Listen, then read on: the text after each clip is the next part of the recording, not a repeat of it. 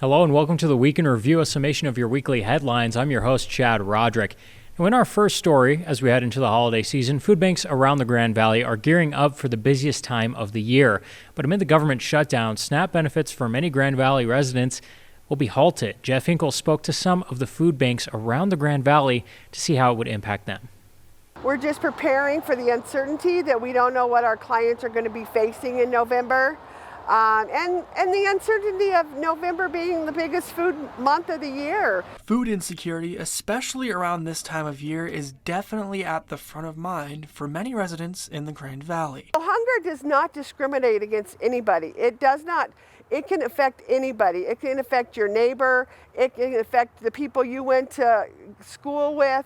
It doesn't care if you have a job or not a job or what your background is. It does not discriminate. With recent cuts to SNAP benefits and an outright pause on funds for the month of November because of the government shutdown, Feaster believes that the Thanksgiving holiday will be even more busy this year than in years past. It's going to affect us greatly, not necessarily with dollars that we get from those agency programs, but it's going to make our need go up. And last year, our grocery bill was about $350,000. And it's not just smaller food banks like the Clifton Christian Church that are feeling the impact. We're easily looking year after year anywhere between 450 and 500 families that we serve between those 2 days. I foresee that there's going to be probably an increase to that number.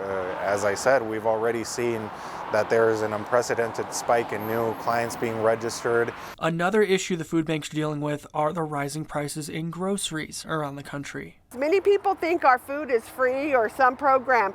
It is not. I go to Safeway, I go to City Market, I go to Food Bank of the Rockies and purchase food just like everybody does. It's been terrible. As you guys all know, going to the grocery store, we are getting that same kind of costs. I know that eggs have been a subject of conversation for a while, but whereas they were an everyday staple item in our pantry, now we're lucky if we are able to provide eggs to our clients maybe 1 or 2 weeks out of the month. Jeff Hinkle, Fox 4 News.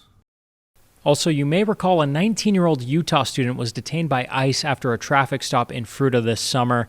She's now suing the Department of Homeland Security. Ariana Boss reports. Scared, alone, and heartbroken. This is how Carolyn Diaz-Goncalves described her 15-day imprisonment by ICE at a Colorado detention facility over the summer. Now, she is taking her fight all the way to the Department of Homeland Security. 19-year-old Goncalves is suing the federal government in a class action complaint brought in part by the ACLU for her arrest by ICE following a traffic stop near Fruita last June. The Mesa County deputy who pulled her over shared unlawful information about her with ICE in a Signal group chat, prompting an apology from the Mesa County Sheriff's Office and the deputy's subsequent resignation from the force. The lawsuit alleges the ICE agents who arrested Goncalves didn't have a warrant for her arrest and didn't assess her flight risk. Here's why that matters. To make a legal arrest without a warrant under U.S. code, ICE agents need to have both probable cause to believe the person they're arresting is violating immigration laws and that they're likely to escape before a warrant can be obtained. Goncalves' lawsuit accuses ICE agents of ignoring the requirement to assess flight risk, subsequently causing, quote, chaos and terror in neighborhoods throughout Colorado. Department of Homeland Security Secretary Kristi Noem, ICE Director Todd Lyons, and Denver Field Office ICE Director Robert Gadian have all been named as defendants in the suit. In a request for comment, Department of Homeland Security Assistant Secretary Tricia McLaughlin says, quote, DHS complies with all lawful court orders and is addressing this matter with the court. Ariana Boss, Fox 4 News. Now, we also got into contact with Hans Meyer, who is co-counsel in Ms. Goncalves' federal lawsuit. Here's what he had to say. Even if we don't like Ms. Goncalves, or even if we're upset that she overstayed her visa when she was a child, we still need to hold law enforcement accountable not to break the law. What we cannot allow to happen is for our government and our federal law enforcement to slip into lawlessness, because that's what moves us towards authoritarianism. That doesn't make our country safer. That doesn't make us more American. That actually turns us into the people we exactly do not want to be.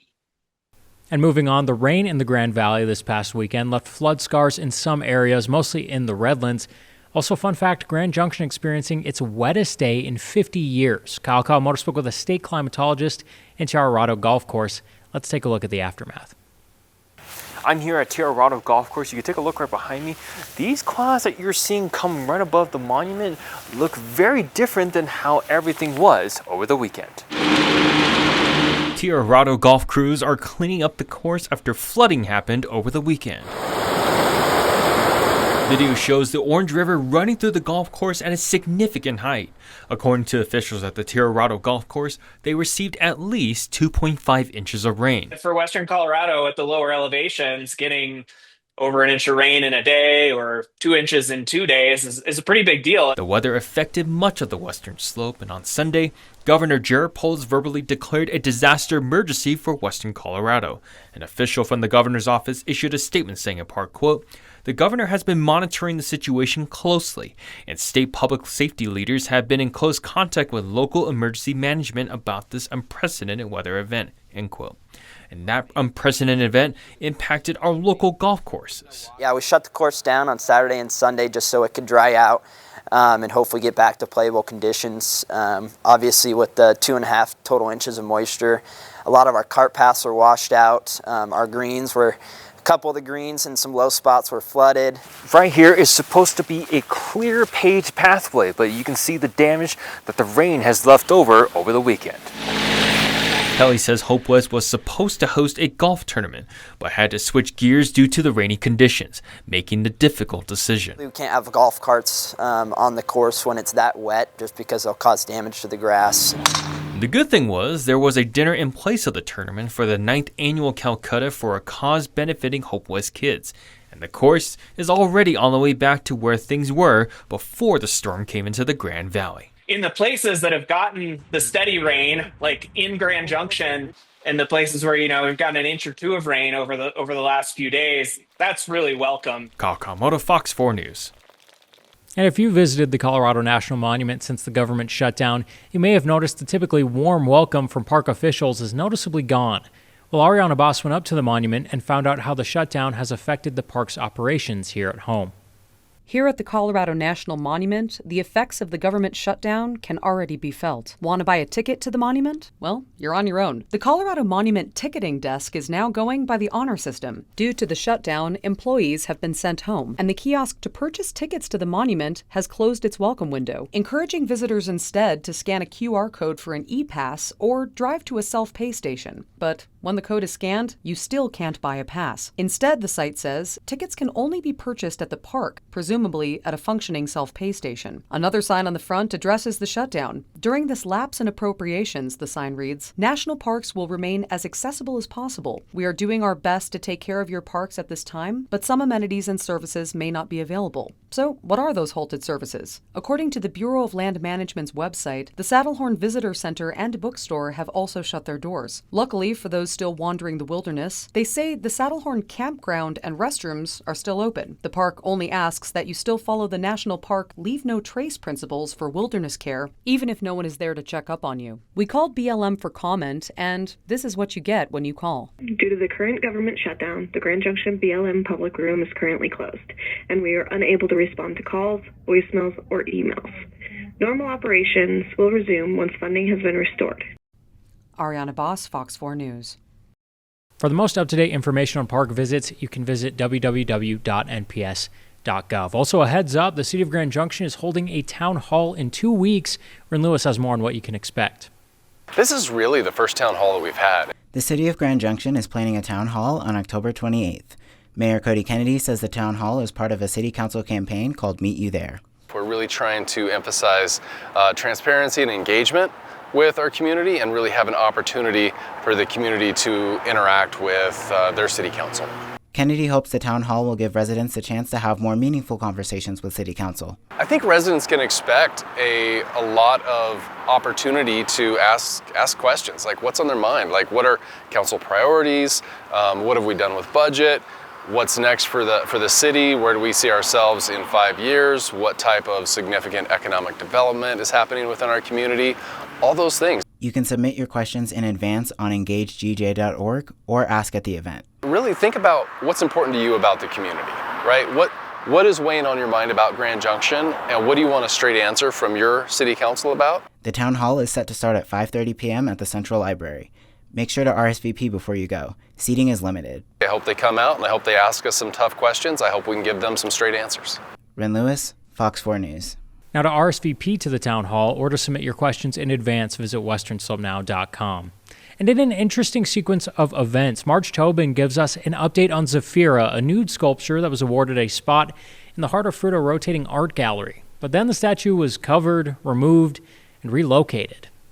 Zafira, a vibrant, anatomically correct nude figure by artist Pavia Justinian, was selected by Fruita's Arts and Culture Board for display in Mulberry Plaza as part of the Heart of Fruita rotating art gallery. After Zafira's installation, some residents objected to the visible female genitalia. In response, the board covered that area with an apron. They did decide to censor her, cover her with an apron, and I saw that when I got back into town, and it really made me mad and sad, and I never intended my art to be displayed that way. I did submit photos of full frontal shots to show what she was, and that way if they didn't want to choose her for the exhibit, they didn't have to. Public feedback led to the apron being removed. Still, the board later voted that Zafira could no longer remain on city property. They asked if maybe a private business wanted to step up, and so the Copper Club stepped up, and they want to have her here, and I'm very excited about that. I really like the Copper Club. I think it's a great place to hang out. It's got good vibes, and now you get to dance with Zafira here. Now, Copper Club Brewing Company has agreed to host Zafira in its beer garden, keeping the statue in Fruita but on private property. We're just really happy to support Pavia and her beautiful piece of art. We've always supported the art community, and we wanted her to stay in Fruita. We thought our beer garden was a perfect spot for her. The unveiling event will be on Saturday from 4 to 7 p.m. at Copper Club Brewing with an artist talk at 5:30. Marge Tobin, Fox 4 News.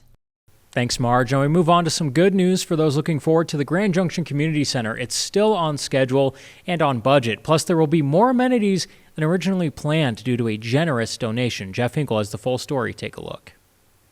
5 pools, a climbing wall, a fitness center, a track, and now more outdoor facilities. The new Grand Junction Recreation Center just received a very generous donation from a Grand Junction resident to help expand an already massive project at Matchett Park. We just got a phone call from a local Grand Junction resident that it said that they, in their words, had always believed Grand Junction should have a community recreation center. And they believed it so much that they actually donated $1 million to the project, and her name is Donna Patterson. During the City Council meeting Wednesday night, the additional outdoor facilities were approved thanks to that donation, and now the facility is one step closer to its goal, having something for everyone. You know, the Recreation Center's vision is to really serve every interest and every age as much as possible for the whole lifespan. And so now with these additional outdoor facilities that City Council has approved as of last night, we're going to be able to do that much more successfully. Over the summer, you may have gotten a chance to go inside the building while it was under construction, or you were one of the lucky ones to sign the steel beam at the top of the building. But as of right now, tours have slowed down, but will eventually pick back up next spring or summer. We were actually able to get a lot more people than is typically allowed on a construction project. We've gotten to a place though that we really need to kind of reduce the amount of tours that we're doing. And we'll definitely be doing tours come kind of the middle of next year as we're getting close to occupancy. Jeff Hinkle, Fox 4 News. Now, as of right now, the Community Recreation Center is still scheduled to open in late 2026. And a rate change is coming for customers of Grand Valley Power. Officials say it's a necessary move to keep up with rising costs. Marge Tobin has more on what this change means for members and when they'll see that impact. Grand Valley Power members recently received an email notification of an upcoming rate restructure. The co-op says the increase comes after 2 years of rising costs, from materials and fuel to labor and fleet expenses. Our last rate increase was 2.5 years ago. And since that time, we have found that our costs have increased drastically. Most of those costs have increased due to inflationary pressures. In addition to higher costs, Grand Valley Power has seen a drop in energy sales, even as the number of meters it services continues to grow. We're also starting to see fewer kilowatt hour sales over the last several years. And tied to that is we're continuing to increase the number of meters that we serve across our service territory. And so it was necessary to adjust the structure of our rates to reflect the way that we're incurring costs. The rate change goes into effect November 1st for residential customers on the General Service Time of Use plan. It includes a 4% average increase, a slightly higher fixed charge, and a new demand component. We've increased our fixed charge slightly by $1.50 a month, but at the same time, we've also reduced our kilowatt hour charge during the off-peak period. Grand Valley Power says it's also taking steps to control internal costs by buying used vehicles and reducing inventory. And there are ways members can help too. Our shared savings program provides an opportunity for members to realize some savings if they're helping us control costs by signing up for paperless billing and signing up to have their payments made through electronic funds transfer with their bank. The co-op says as a not-for-profit, any money left at the end of the year goes back to members. So when we have a rate increase, that is a direct reflection of the cost of doing business for Grand Valley Power. Members will see new rates on bills arriving in early December. Grand Valley Power says it's doing what it can to keep rates fair while maintaining reliable service. Marge Tobin, Fox 4 News. And October is Breast Cancer Awareness Month, and this past week, officials at Caprock Academy held their Pink Out Night to raise funds for a good cause. Kyle Komodo has the full story. It wasn't always easy. There were good days and there were bad days, but just keep your eye on the prize and you will get through it. You don't have to look very far to find someone impacted by breast cancer. That's why on Tuesday night, a local school gymnasium was splashed with a different color than usual. Members of the Caprock community gathered for the 10th annual Pink Out Night. The colors signify support for those dealing with the widespread problem of breast cancer. It's very important because, everyone is affected. And for me, for example, I have an aunt who passed away from breast cancer quite a bit ago. Just to know that this is going on in our community just brings me some joy and some peace. Cancer is one of those diseases that is affecting everybody. Somebody knows somebody close, somebody far. My grandmother, my sister, we've all felt the effects of cancer, and it's a way we can give back as a community and raise a little bit of money and try to support the cause. Tracy Arledge, the K-6 Assistant Dean of Student at Caprock Academy, tells me about her 2-year battle with the disease and what helped get her through a dark time. Well, I think part of it's my personality. I don't like to quit, so I'm not a quitter. And I think also just I have a family, and I love what I do in my profession, and I just have a lot of things that are really great in my life, and I didn't want to give up on those. As a survivor, Arledge emphasizes the importance of early detection and paying attention to doctors for better health outcomes. Regular checkups are essential, and even in challenging situations, support is often available. Cancer is something that touches every life, some close, some far. Kyle Komodo, Fox 4 News. And D51 schools are offering a program connecting migrant families to educational resources. Now, although the migrant education program itself is federally funded, decisions made by the district can impact how that program is supported. Marge Tobin has more. The Migrant Education Program provides educational support for the children of families who move to the area to work in agriculture. The goal is to close learning gaps caused by frequent moves and to help these students graduate. Essentially help families enroll youth into schools, but essentially to help address the educational gaps of leaving children behind, especially those that are working in agriculture and those who have high mobility. Outreach specialists like Marvin Duarte work across around 29 districts to identify students and connect them to services. Our main purpose is to identify and recruit families that we can serve them. That's the main role. The program also provides family support, connections to community, and even coordination between schools in the U.S. and Mexico. We're here to help the families. We're here to help with all the, support any needs that they may have, especially the educational barriers that the kids may have. And for many on the team, this work is personal. I know what it is to be out there in the fields and being under the hot, beaten sun. And I know what it is, some of the barriers that they do have. Now that the program has received its full federal funding, Local support will determine how strong that impact can be in D51. Just watching the kids walk across the stage at graduation is a really fulfilling feeling. Just being able to see progress in any way, shape, or form, whether it's somebody advancing in their test scores, whether it's somebody doing a little bit better with their home life, any kind of progress in that sense makes the program worth it. And I think it will continue making the program worth it going forward. The Migrant Education Program is free to qualifying families. You can call the National Migrant Education Hotline at 1-800-234-8848 for help or more information. Marge Tobin, Fox 4 News. Also, some good news for math students in Mesa County. The Grand Junction Lions Club and the D51 Foundation joined forces this year to provide calculators in the classroom. And let me tell you, I don't know where I'd be without access to calculators in math class. Probably not sitting here at this desk. Ariana Boss has more.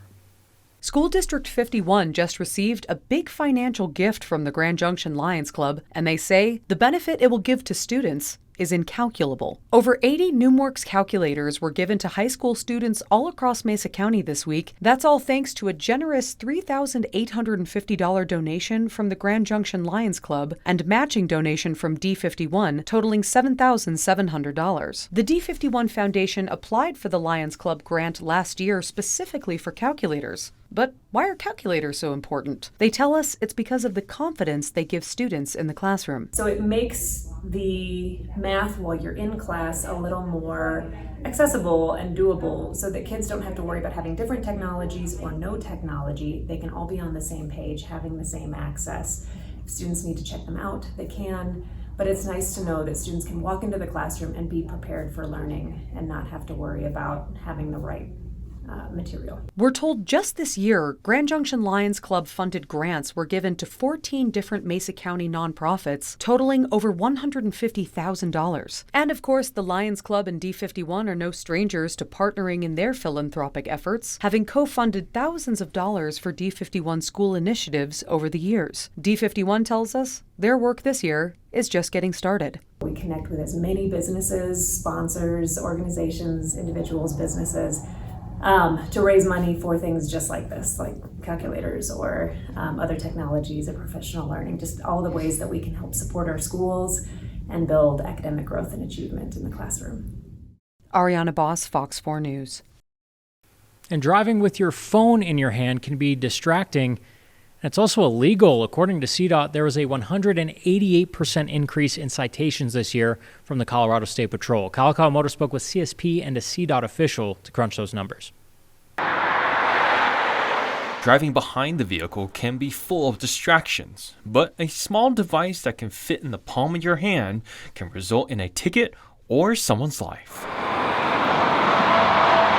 I've covered crashes that were fender benders where a vehicle was unable to drive after because somebody looked down at their cell phone, looked back up, and traffic stopped. The hands-free law went into effect in January, and recently CDOT announced through September 30th this year, Colorado State Patrol has issued 701 citations related to drivers using an electronic device, which compared to last year, it was only 243 citations on the same date. But the positive takeaway was troopers investigated over 2,800 such crashes through the end of September. That is an 11% decrease. And I think it's a wake-up call for anybody that's on their phone while they're driving that sooner or later you will get a ticket. When you're driving behind the wheel, it's easy to pick up this mobile device right here, but you can face up to 2 suspension license points for the first offense. I looked into Mesa County's data for citations, and so far this year compared to 2024, there was not a heavy increase for male drivers. But for female drivers, there was a climb, but the biggest increase was female drivers ages 22 to 29. It takes an average of 5 seconds to send a text. If you're driving 55 miles per hour, you've just driven the length of a football field. That's a long time to have your eyes off the road. Our workers' lives are on the line here. They depend on people having their eyes on the road, looking out for them, as well as everybody on the road. Kyle Kamada, Fox 4 News. And in local health news, members of Mesa County's Nurse Family Partnership held a celebration to honor its current and former clients. Ren Lewis was there and has more.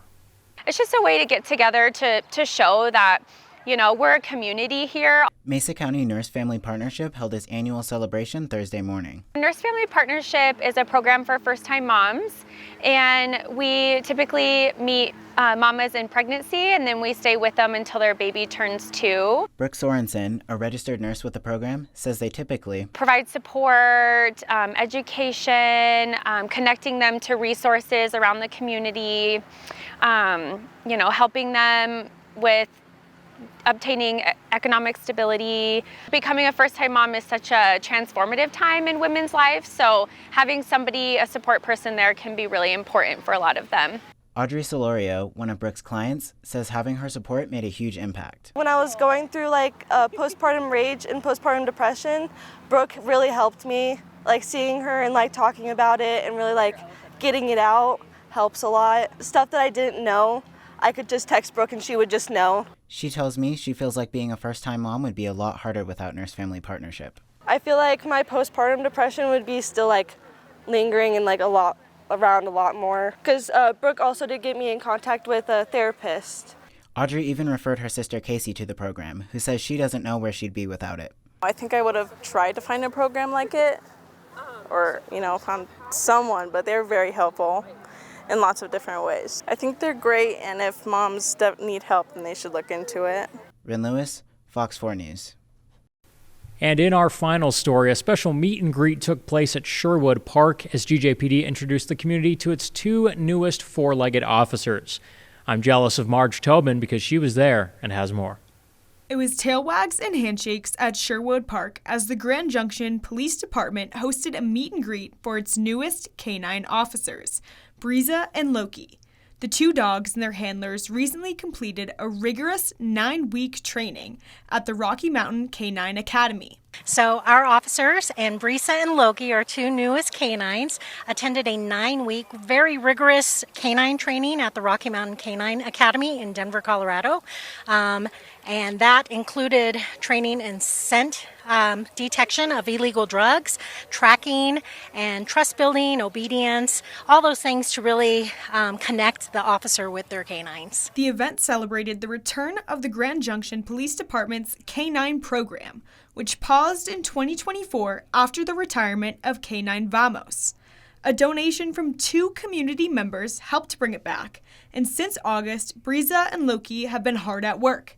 In addition to events like this and meeting community members and members of our team, since they've been deployed in mid-August after attending that training, they have seized or detected close to 135 grams of illegal drugs. So quite a bit of work already done, keeping our community safe.